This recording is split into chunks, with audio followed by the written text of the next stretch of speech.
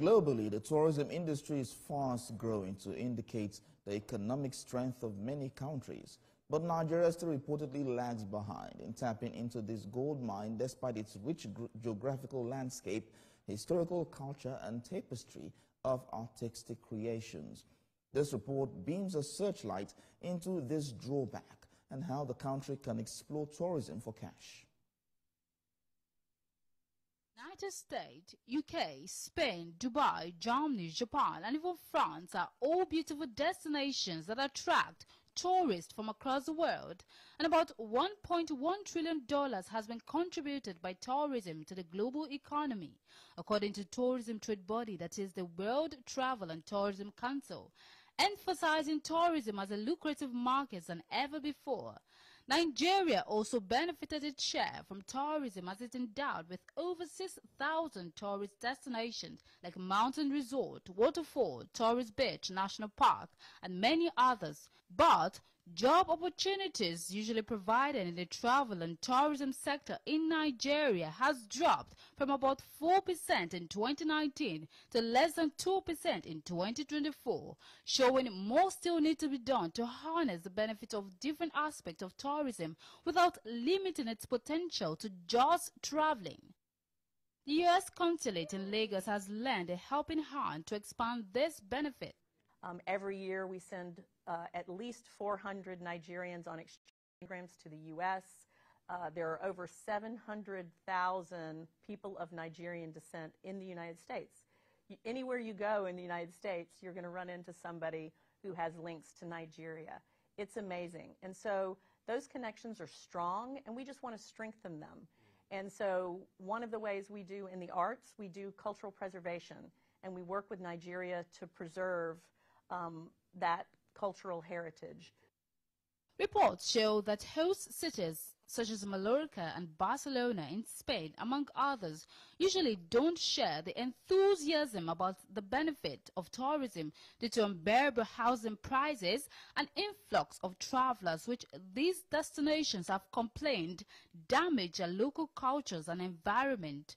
However, Global Environmental Campaign now prompts holiday makers to seek eco-friendly and culture-based tourism to ensure sustainable services. With 2025 expected to be a record-breaking year for tourism as many countries embrace travelers from across the world, one can only hope Nigeria tends its gardens and prepares to attract more explorers to boost its GDP and revitalize the economy.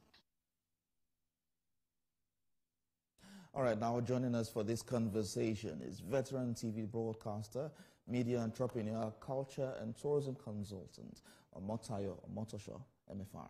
Thank you so much for joining us. Good morning. Morning, Theo. Morning, Lovely Lamide. dress. Thank you. Promoting African culture. Yes, and this is how we see you every time at any fora, any event we see you're always representing the culture of Nigeria. That's a good one. But in 2024, we're aware that the industry generated about $760 million. Tourism development, people came into the country, especially because of Dirty December. And you know how it is, everybody spends money. Yeah. But the fact that we get these figures every year, does it seem like the industry is being developed? We're not talking about Lagos alone, we're talking about Nigeria in general. Very good question, Theo. I would start off by saying that, yes, the industry is getting better, though at a low pace. We will be unfair to the industry if we say that we have not developed at all, because I knew where we were some 25 years ago while I was made Director General of Nigeria Tourism. And 25 years after, I know where we are. But let us define tourism. We would not be able to take a holistic analysis of tourism if we keep on thinking that tourism had to do with the landmass, the Yankari National Park, the Eyo Festival in Lagos, the Osun Osogbo, the Calabar Carnival. Calabar Carnival, the Gurara Waterfall. Yes. It doesn't have to be specific landmass. Tourism is all about what attracts people to something beautiful. And because of that, I'm glad to let Nigerians know that we are blessed with all facets of tourism. We have ecotourism, we have cultural tourism, We have Black heritage tourism. We have sports tourism. We have cuisine tourism. We have fashion tourism, which was the one you mentioned about my outfit. Yeah. We have conference tourism, just name it. So Nigeria is blessed with about 8 to 10 different tourism facets. So if we look at it holistically like that, we will know that we have evolved. But have we evolved at the pace that we should? No. We need to hop on the fast lane to be able to develop these potentials. But the good thing is there are some potentials that have been developed. Okay. And when we get to that, I'll answer that question. What are the potentials that have been developed? Thank you. On entertainment tourism, Theo and Olamide, the Dirty December you mentioned is a very, very classic one. Everybody that I know outside the country had been texting me, especially foreigners, had been texting me. Apparently they saw the promo. So they've been texting, oh, Tayo, we want to come to Nigeria next December. It's happening in Lagos. We never knew. We really want to come. Please, when you come to US or when you come to Europe, from where they're texting me, I should give them more brief. Dirty December has come to stay. I'm aware that all our tourism facilities, when I say tourism facilities, our shotlets, our hotels, restaurants, everywhere in Lagos were fully booked. True. And we need to accentuate on that. We need to promote. Tourism is about promotion. What lacks is the fact that we have not been doing deliberate promotion of our tourism attractions. We cannot be silent. Because what do we see abroad when we go there? Small, beautiful, how would I put it now? Makeup scenario. They will reel it with some history. And they call it a tourism attraction. And people go there. But in Nigeria, we are blessed with more. Talking about other things that have been developed, I must not forget to talk about the Museum for West African Culture and Arts. It's a new one. It's in Benin, Edo. And it's a just got recognized recently. Yeah. Okay. Recently, yes, it was. Right. From what you said, you know, those who believe that it's about the landmass and all of that is a form of myopic, you know, way of thinking. Hospitality should be everyone's business. We've seen a lot of persons say perhaps it's not their business and all of that. But looking at Nigeria as an economy, looking to diversify, we've actually diversified to a lot of things. Perhaps we should be harnessing on our tourism. We've seen a lot of development in past years, but I believe that we can do better. How can we harness these potentials? We have filmmaking, we have the fashion industry, we have hospitality and all of that. But how are we faring? Thank you. I must say that what we need to do is to embark on a deliberate, orchestrated, massive national tourism promotion. It's got to be national. Those in charge of tourism at the federal must take a cue from that and work with the state tourism boards. All the state governments in Nigeria, including FCT, they have tourism commission or tourism boards or tourism ministry intertwined with culture. But is there a synergy? I don't think so. There must be a synergy. And it's not just with federal and the states, even the private sector. While I was there, I made a deliberate courtship of everybody in the private sector. They were my friends, the hoteliers, the tour operators. We regularized them, we registered them, we brought them into the database so that every time we're doing tourism, it was holistic. We need to go back to that. Tourism is not a government, how would I put it now? Let me do it in a way that you understand it. Tourism is private sector driven. It's not solely government. Government's own is regulation. Okay. But when I got there, tourism was unknown. NCDC was relatively in an obscure place. A lot of people didn't even know what NCDC stood for. I'm talking of the acronym. If you keep asking me, Madam Television, because they knew me on television. Yeah. Which one is NCDC? Which one is NCDC? So I kept on telling them Nigeria Tourism Development Corporation. So I knew that I must work closely with my colleagues at the state level and the private sector. So I didn't say because private sector driven, I was going to cut those in the private sector alone. I had a courtship with the state commissioners for tourism and culture. So we worked closely together. We set up what we call public-private sector partnership. And so we didn't put so much pressure on the federal government. Those that are there now, they shouldn't be waiting for government to fund tourism. That would be so unfair to Mr. President. Sometime last year... It should be private sector driven. Sometime last year, I was involved with a training with NIOTO. And they had a conference as well. And one thing that was mentioned as the bane affecting our tourism sector is insecurity. It looks like we are promoting insecurity more than we even promote our tourism potentials in the country. How do we get out of this? Because we see that, except you watch the news like ardent watcher, you realize that even in developed countries, they have their own issues as well. But you don't see it in the faces of everybody. Thank you, Theo. That is a very, very salient point you made. When they talk of insecurity, I don't want us to hide under the canopy of Nigeria not being secured, and that's why we're not promoting tourism. As you rightly said, I've traveled all over, ever before I became tourism DG, because I enjoy traveling. And I've seen a lot, globally. A lot of other nations that are very, very insecure, they play low on the issue of insecurity. But they deliberately orchestrated a massive tourism promotion and marketing for their nation. We need to do that. Tourism is all about marketing. It's the way you call your nation and you present your nation that people would appreciate and people will call it for you. If you don't call your nation beautiful, if you say, oh, I'm just managing, you will never hear that language from me. I have a lot of my friends calling me from overseas and say, Tayo, what's going on in Nigeria now? What for that you're Nigeria? How do you manage? I'm not managing. I'm not managing. You think everything is done for Nigeria? You think Nigeria is hopeless? Nigeria is not. You are missing. Come to Nigeria. We have our issues. High cost of living and all that. And it's global.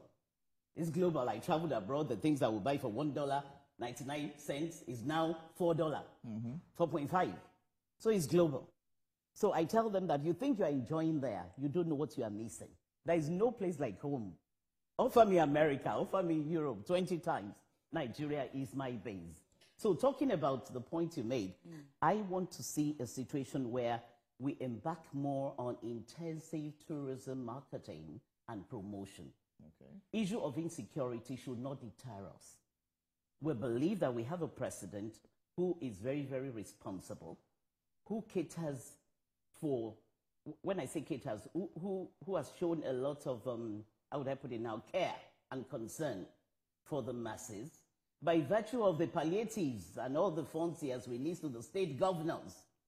If he didn't care about you and I and our poor masses, he would have done that. We should hold our governors responsible, even for tourism, marketing and promotion. Everybody talks about Tinubu, Tinubu, Tinubu. Will Jagaban be in every state physically? No, that's not governance. His own is that of leadership. Empower the state government and put your state governors to task. Are our people putting our state governors to task? We often see them in Abuja. What are they doing in Abuja? They should go back to the state and do the business of governance, promoting tourism so that revenue that they need, because often the time they're going to Abuja to see if the president will give them additional allocation or better funding. The funds are within the state. The earlier we become self-sustaining as a state, the better for us. And tourism is the way to go. Self-sustenance. I mean, that is what the president has been hammering on, including even in agriculture and other sectors. But it's great to see that, you know, for someone like you who has packed so many, you know, feathers in this industry, you're still pushing ahead, you're still representing your country and all. But one thing I've noticed from what you've mentioned is there has been a vast difference from when you were DG and now. Perhaps we are looking at a lack of continuity. We've not seen a continuity, a level of continuity in, you know, what you have done, perhaps more in that. I know at that time you were also, you know, interested in filmmaking and all of that. But we don't see that continue, as with government and other sectors. You're right, my dear. You're right, and it's unfortunate because government is a continuum. Is a continuum. Let me take one instance, for example, the Black Heritage Festival in Lagos State as a tourism product, which we started way back year 2000, when our president now was Governor Lagos State. The Black Heritage Festival brought all blacks in the diaspora to Nigeria. And the first point of call was Lagos. And I was physically there to meet them at the airport with the Commissioner for Tourism and Waterfront at that time, Hakeem Gbajabiamila, on behalf of the state governor, and I on behalf of the federal government. And we took them to the beautiful places they needed to see in Lagos, especially the Badagry slave route. Badagry slave route was developed at that time. We were ready for them. We worked with the Oba Akran of Badagry because I knew that they would want something like a naming ceremony. All of them were so excited. They believe they're coming back to trace back their roots. Thank you. And they were so excited. They were so emotional about it. Some of them had called me before they left America and the Caribbeans that what name should I be bearing when I come to when I come to Nigeria?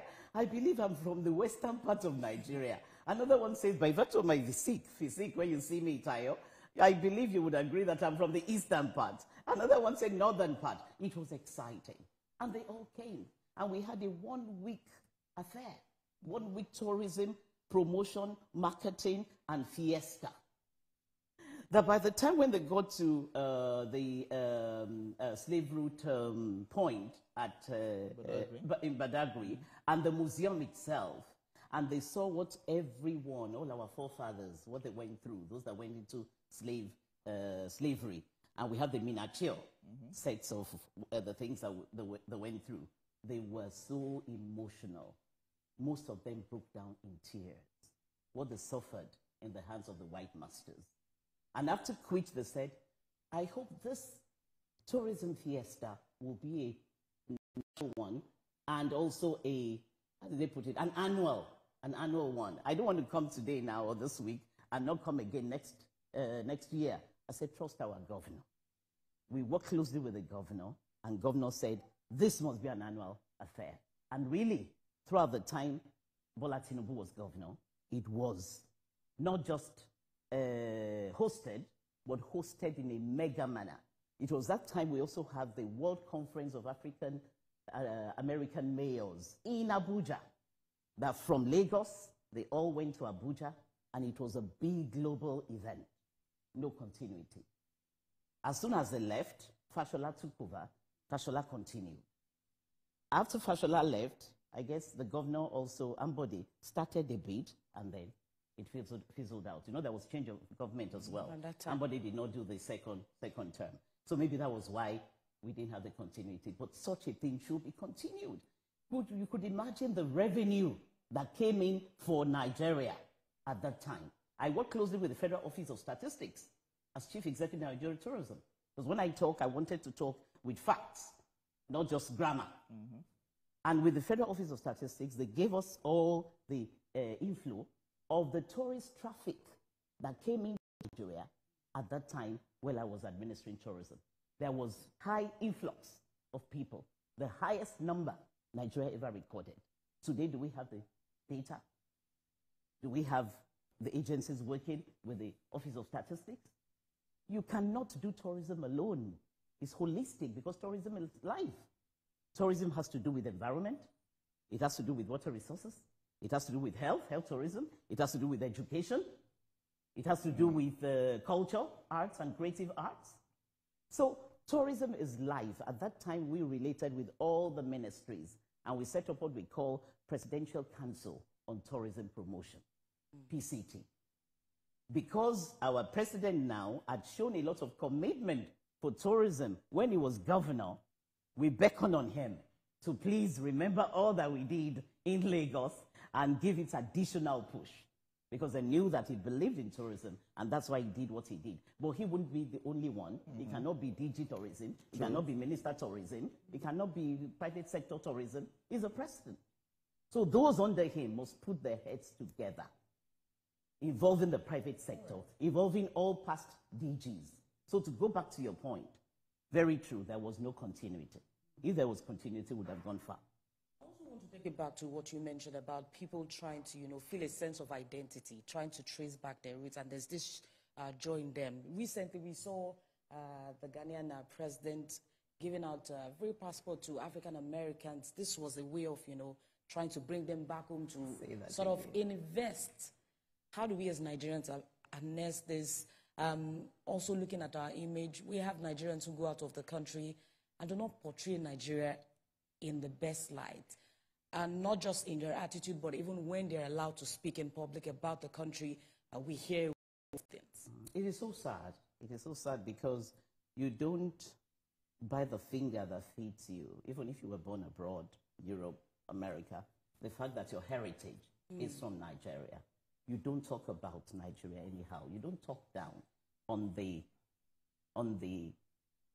beautiful heritage of your forefathers.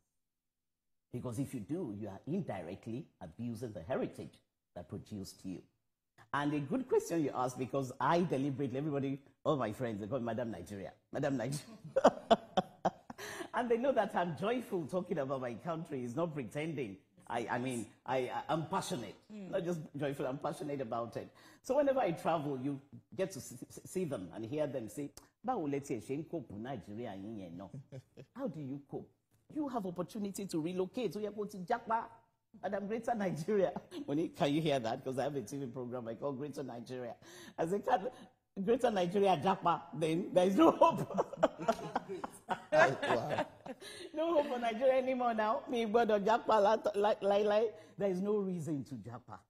If you realize that Nigeria is blessed with so many resources, we don't have incidents of earthquakes, of tsunamis, of how would I put it, wildfire burns, as they're having in California. We pray God to arrest such because they're all our people. So we feel for them, and we use this opportunity to pray that such a thing will not happen again. But we're so blessed here. So because we are blessed here, I don't know why they feel because the rate of dollar, that's what they always tell me. They say, yeah, how can I come to Nigeria even if I earn 10 million? They're telling me if they come back and they earn 10 million per month, by the time you add that tile to dollar, it is not anything at all. Here they are earning $10,000 per month. There they are earning 12,000. They tell me, what do you call it, 6 digits, 7 digits. And so why do you say I should come back to Nigeria? And I tell them that the rate of dollar to naira will not be like that for life. Forever. It won't. We have a president that is concerned. We have a president that decided to float the naira because some people are, taking advantage of 2 different rates, parallel, and he wanted to sanitize the economy. Yes, the rate had gone so high that we didn't expect it to have gone that high, but with all work, how would I put it, a whole hands on deck and hard work and focus on exports. We must focus on exports. We must see how we can repackage. I remember somebody telling me about shea butter in America. He's into shea butter and he's making good money. And he told me, oh, madam, I would have been sourcing my shea butter from Nigeria, but the packaging is not good.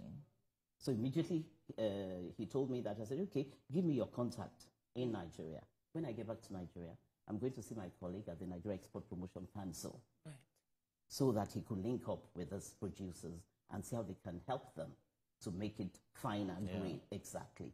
So things like that, I tell our people, if you don't talk well of your nation, if you don't deliberately even ask of the goodies, the good things happening in Nigeria, it will all be negative, negative, negative. So they are, most of the time, ignorant. They're ignorant of the goodies that's happening here. And I don't blame them.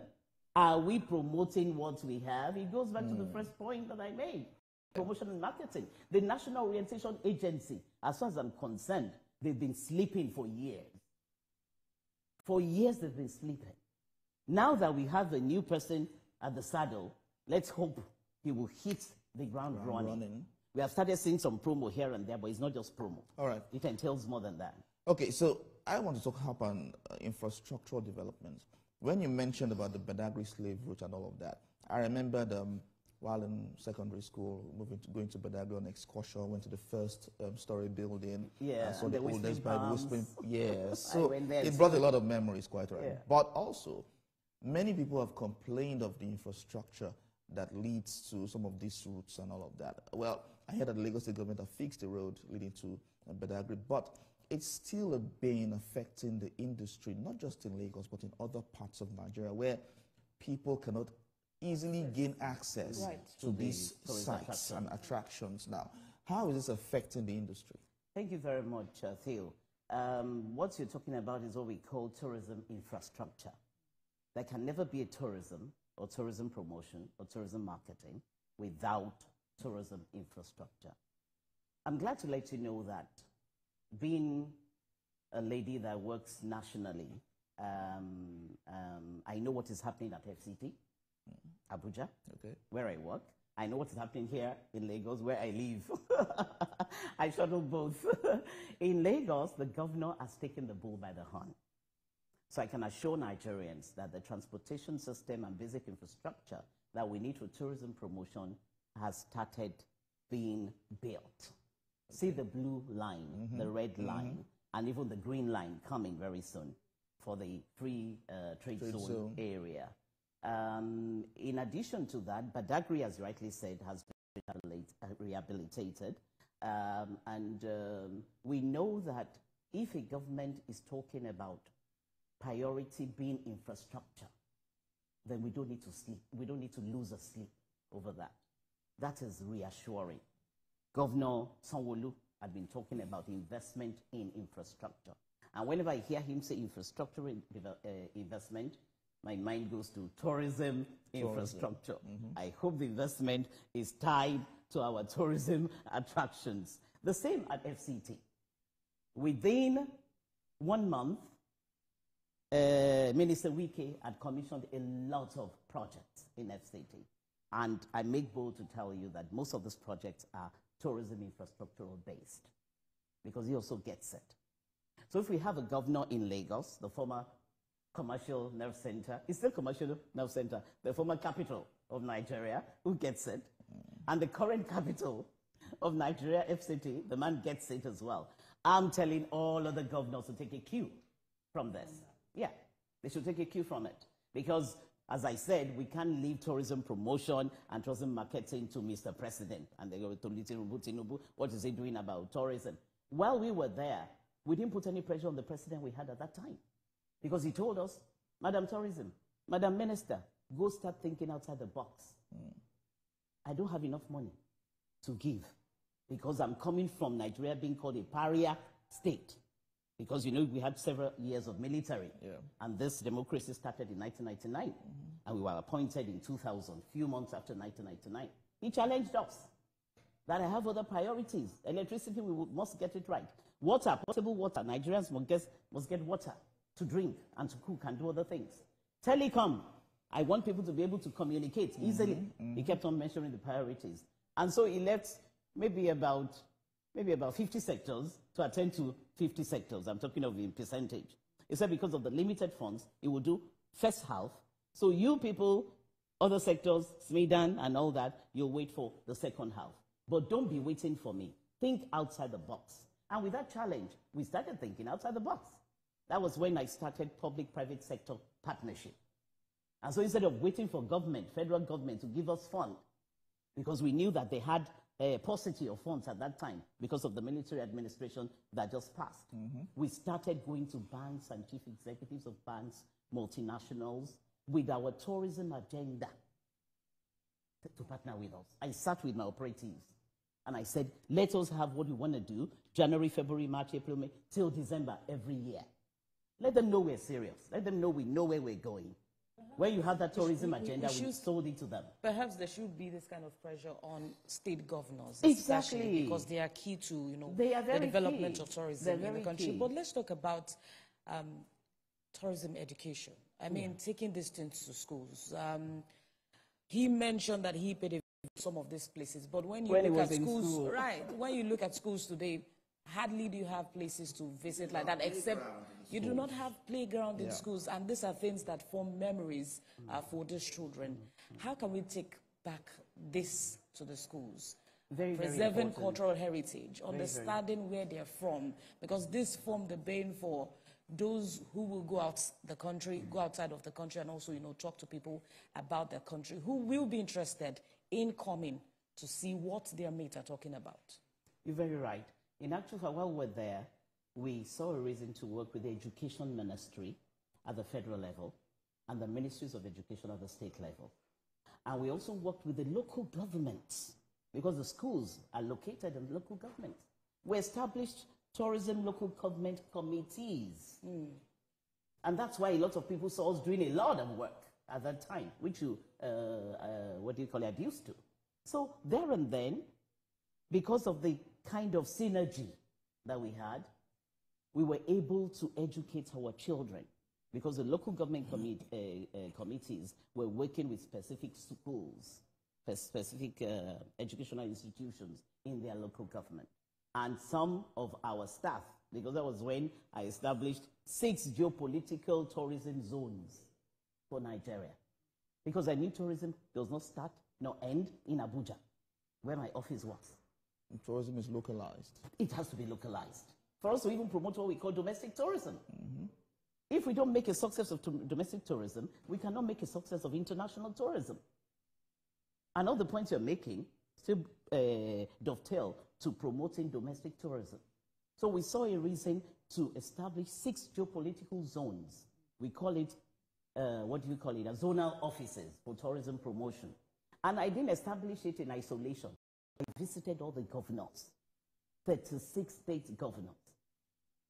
I made sure that we had a tabulation, we had a roster, because we couldn't be going visiting governors and leave the job in Abuja. So we had to be strategic about it. In a quarter, we'll say, okay, we are touching about 3 governors this quarter.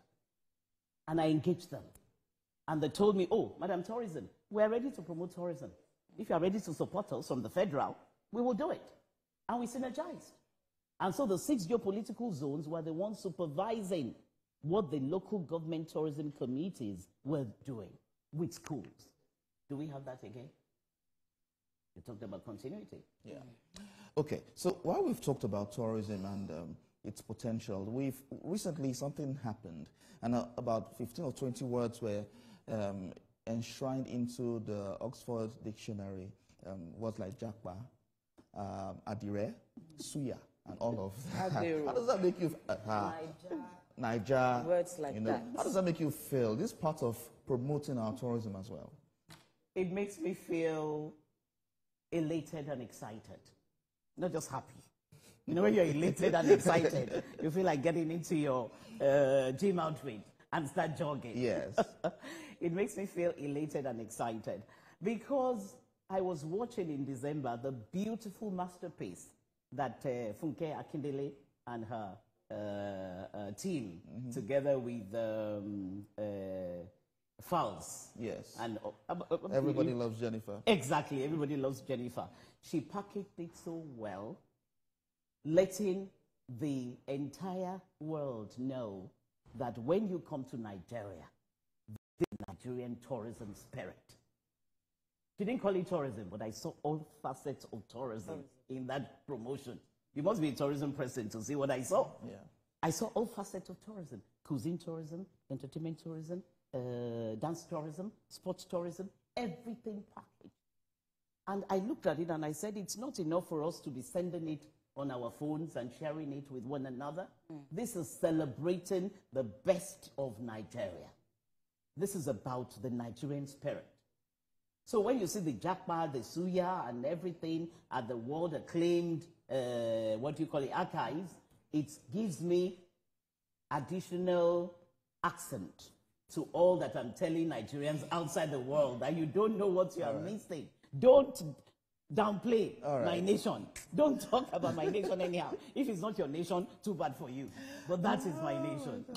All right, thank you so much for talking to us. Thank you very much for enlightening us as well, as usual. Thank you. You're welcome, Theo, and pleasure to see the two of you again. You too, Matt.